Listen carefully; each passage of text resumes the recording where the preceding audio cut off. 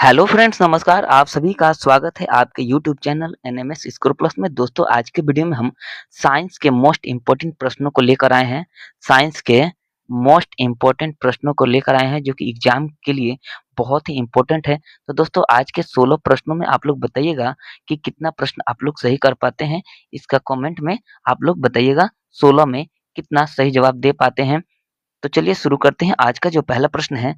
पहला जो प्रश्न देखिएगा कि फोटो इलेक्ट्रिक सेल में किस धातु का उपयोग किया जाता है? तो फोटो इलेक्ट्रिक सेल में किस धातु का उपयोग किया जाता है?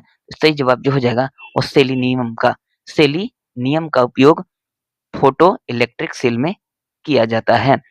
नेक्स्ट जो प्रश्न है, नाभिकीय ईंधन कहलाता है। नाभिकीय ईंधन न्यूक्लियर सेल फ्यूल किसे कहा जाता है? Nuclear fuel. तो दोस्तों इसका सही जवाब जो हो जाएगा वो थोरियम हो जाएगा। थोरियम जो है ऑप्शन सी इसका राइट आंसर हो जाएगा, थोरियम। दोस्तों आप किसी भी प्रश्न का आंसर अगर जानते हैं तो आप लोग कमेंट में ज़रूर बताइएगा। आप लोग कमेंट में ज़रूर बताइएगा। नेक्स्ट जो प्रश्न है, मानव द्वारा निर्मित प्रथम संश्लिष्ट रेशा कौन-सा था? तो मानव द्वारा जो पहला रेशा था, पहला संश्लिष्ट रेशा वो दोस्तों रेयान था। ऑप्शन जो है ए इसका राइट आंसर हो जाएगा। रेयान जो है मानव द्वारा निर्मित प्रथम संश्लिष्ट रेशा था। नेक्स्ट प्रश्न देखिएगा, कैमरा एवं सूक्ष्मदर्शी लेंस में किस उपधातु का उपयोग किया जाता है? तो कैमरे एवं सूक्ष्मदर्शी के लेंस में जो है, जो धातु का उपयोग किया जाता है, उसका दोस्तों नाम है, उसका नाम जर्मेनियम है। जर्मेनियम इसका सही जवाब हो जाएगा, ऑप्शन ए। नेक्स्ट प्रश्न देखिएगा, जल के विसंक्रमण में किस हैलोजन तत्व का प्रयोग किया जाता है? तो जल के विसंक्रमण में जो हैलोजन तत्व का प्रयोग किया जाता है उसका नाम क्लोरीन है। क्लोरीन आप लोग ध्यान रखिएगा, ऑप्शन जो है ए इसका राइट आंसर हो जाएगा, क्लोरीन। नेक्स्ट प्रश्न देखिएगा, पृथ्वी पर सबसे कम पाई जाने वाली धातु कौन-सी है? तो पृथ्वी पर पाई जाने वाली जो सबसे कम धातु है, सबसे कम धातु उसका नाम है स्टेटिन। स्टेटिन जो है पृथ्वी पर सबसे कम मात्रा में पाई जाती है, ये आप लोग ध्यान में रखिएगा, सबसे कम मात्रा में। नेक्स्ट जो प्रश्न है,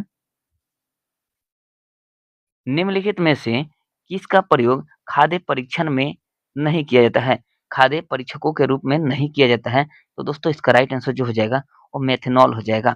मेथनॉल जो है एक जहरीली शराब है, ये आप लोग ध्यान में रखिएगा। मेथनॉल जो है एक जहरीली शराब है और इसका उपयोग खाद्य परीक्षकों के रूप में नहीं किया जाता है, ये आप लोग ध्यान में रखिएगा। नेक्स्ट प्रश्न है, मोबाइल फ़ोन की बैटरी में किस धातु का प्रयोग किया जाता है? तो मोबाइल फ़ोन की जो बैटरी होती है, जो सेल होती है, उस वह लिथियम धातु का बना होता है, लिथियम का, ये आप लोग ध्यान में रखिएगा। नेक्स्ट जो प्रश्न है, सभी जीवित जीवों की बुनियादी संरचनात्मक और कार्यात्मक इकाई होती है, तो सभी जीवित जीवों की जो बुनियादी संरचनात्मक और कार्यात्मक जो इकाई होती है उसको कोशिका बोलते हैं, कोशिका। ऑप्शन ए इसका राइट आंसर हो जाएगा। नेक्स्ट प्रश्न जो है, अकार्बनिक पोषक तत्वों से भरपूर रासायनिक पदार्थ कहलाते हैं। तो इसका सही जवाब जो हो जाएगा, अकार्बनिक पोषक तत्वों से जो भरपूर रासायनिक पदार्थ होता है, उसे उर्वरक के नाम से जानते हैं। उसे उर्वरक के नाम से जानते हैं। ऑप्शन ए इसका सही जवाब होगा। निम्नलिखित में से कौन सा रोग जीवाणुओं से फैलता है? तो जीवाणुओं से फैलने वाला रोग कौन सा है? जीवाणुओं से जो फैलने वाला रोग है, इनमें से वो हो जाएगा तपेदिक क्षय रोग। ऑप्शन ए इसका राइट आंसर हो जाएगा, तपेदिक क्षय रोग हो जाएगा इसका सही जवाब। कौन सा सूक्ष्म जीव मिट्टी में वायुमंडलीय नाइट्रोजन को स्थिर नहीं कर सकता है? तो वो जीव है राइजोपस जो होता है, मिट्टी में वायुमंडलीय नाइट्रोजन को स्थिर नहीं कर पाता है राइजोपस, ये आप लोग याद कर लीजिएगा। नेक्स्ट जो प्रश्न है, बाह्य निषेचन प्रदर्शित करने वाले जंतु बड़ी संख्या में युग्मक उत्पन्न करते हैं। निम्नलिखित में से उचित कारण चुनिए। इसका उचित कारण जो हो जाएगा, इसका उचित कारण कि बाह्य निषेचन प्रदर्शित करने वाले जंतु बड़ी संख्या में जो युग्मक उत्पन्न करते हैं, तो उनका जो उचित कारण है वो हो जाएगा निषेचन की बेहतर संभावना सुनिश्चित करने के लिए। इसका सही जवाब हो जाएगा निषेचन की बेहतर संभावना सुनिश्चित करने के लिए। महिलाओं में महिलाओं में मासिक धर्म का अस्थायी अंत कहलाता है। तो महिलाओं में जो है मासिक धर्म का जो अस्थायी अंत होता है, अस्थायी अंत उसे रजोनिवृत्ति कहते हैं, उसे रजो निवृत्ति कहते हैं जो 45 से 50 की उम्र में होती है।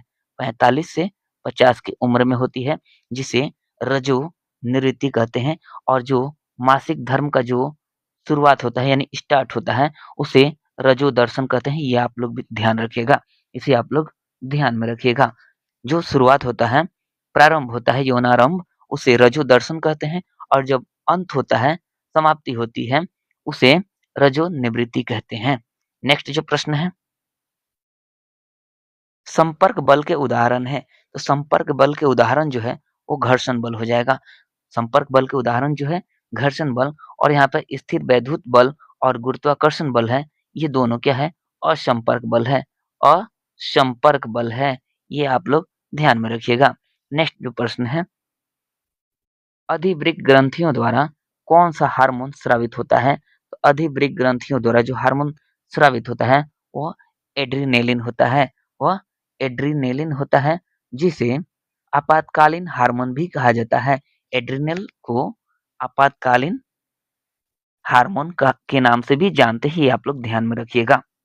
तो दोस्तों, आज के वीडियो में ये 16 प्रश्न कंप्लीट हुए और आप लोग कमेंट में बताइए कि कितने प्रश्न आप लोग सही कर पाए हैं। कमेंट में बताइएगा 16 में आप लोग कितने प्रश्नों को सही कर पाए हैं और किस तरह आपकी तैयारी चल रही है, आप लोग कमेंट में बताइएगा।